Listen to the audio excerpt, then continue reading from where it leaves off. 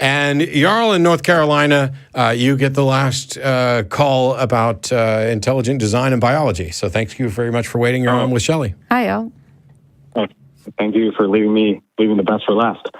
That was my plan. So,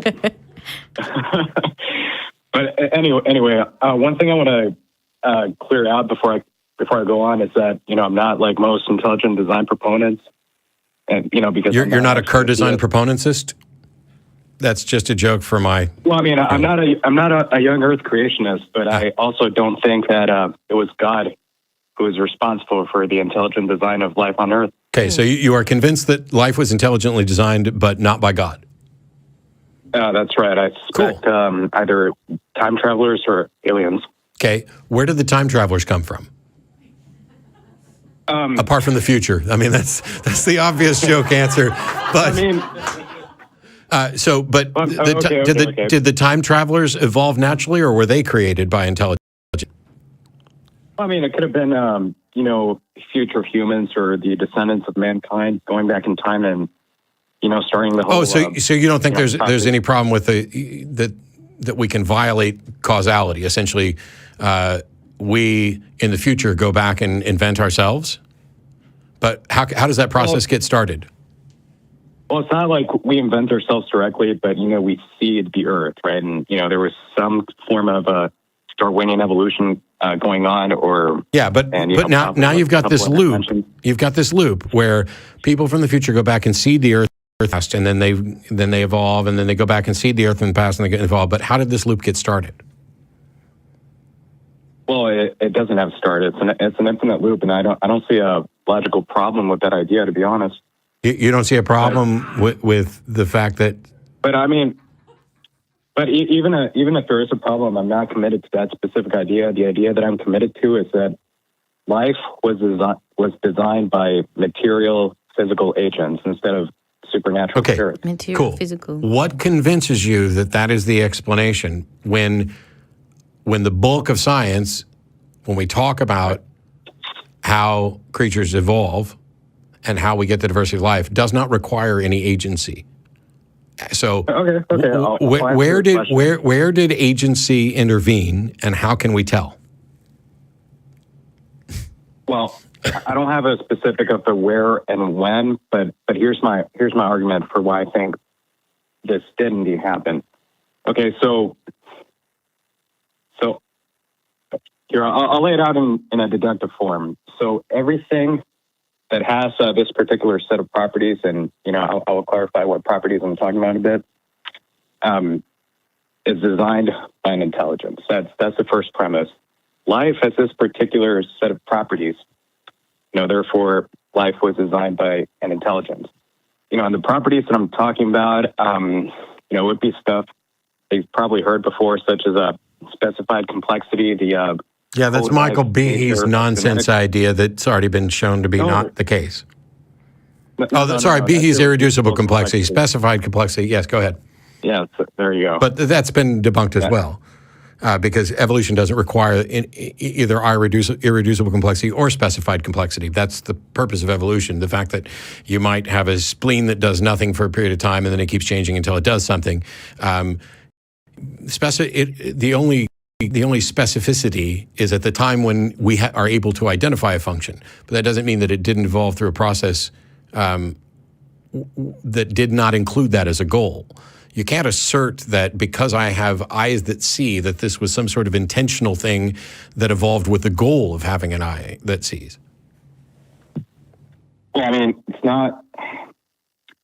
I'm not sure that you understand specified complexity, but, my reason for expecting, that the explanation for this particular kind of specified complexity that we see in living organisms is intelligence, because everything that we know, from our uniform prior experience that has such a property, is the product of an intelligent agent, and we don't have examples of the contrary. So this is why I posit no. an intelligent agent is the best explanation for this. So what, did you just put intelligence as an example of specified complexity?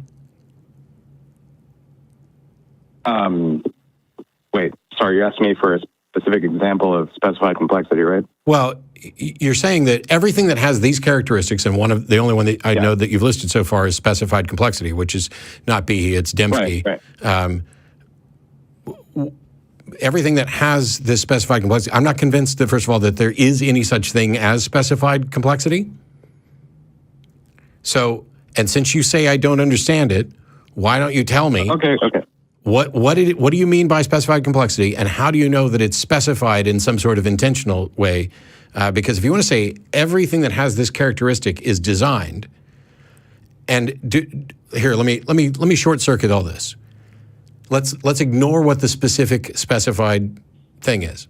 If your claim is everything that has characteristic X is designed by an intelligence, do I have that characteristics? Do I have that characteristic that is always present when it's designed by an intelligence? Well, I mean, I think yes. Like, inside cells that make up your body, your genetics has that property of specified complexity. So you cannot then say everything that has this specified complexity is the result of intelligent design in order to demonstrate that I'm the result of intelligent design, because that's the very question we're trying to answer, and that makes the entire argument circular. You can't just assert that what I'm made of is specified complexity, and specified complexity is always the result of intelligent design, therefore I'm the result of intelligent design. That's circular. The question is life the result of intelligent design? And you don't get to say everything else that's like life, or that has these characteristics of life, has been intelligently designed, therefore life is as well. That's a circular argument. I'm not committing a circular argument, and I'll tell you why. Because, the reason here, I'll start this way. We have this background uniform experience of things with this property. What property? All right, now I got to know the specified complexity. I don't stop. Is one of them. Stop. No. It's an inductive argument, Matt. Stop. Do you know what stop means? I don't accept that there's any such thing as specified complexity, and you've told me I don't understand it. So tell me what character. Okay. I'll define Jesus it right now. Christ! Interrupt me one more fucking time. I dare you. Tell me what you mean. What characteristic is it that you're describing so that we can all understand and then assess the argument? Okay, so I'll list really quickly 3 kinds of complexity. One of them is specified complexity.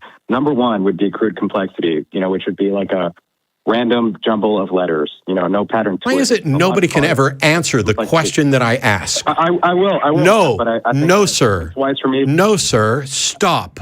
I asked a question.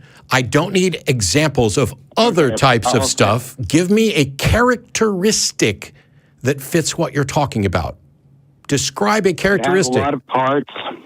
It has a lot of parts and a clear, coherent message to it. Like a sentence. That would be an example of specified complexity. Sure. It has a lot of parts and a clear, consistent message. I'm not convinced that life has any such thing that could be described as a clear, consistent message. What about the genetics of organisms? DNA is not a message. DNA is not, so when you talk about a clear message, that is one mind communicating a concept to other minds. That's not what DNA does. DNA is chemicals following physical processes that produce replication. But the fact that we can view this as a code when we're analyzing it does not mean that there is an intended message there. That we'd have to demonstrate. You don't have to think of DNA as being literally a message. The point is that it has shared properties with, messages or codes written by human beings. And this is the point. The things that have these properties. But now you're arguing by analogy. The fact that so does everything that shares a characteristic with a message are those designed? I would use induction to infer so. Yes, it seems most likely true than not.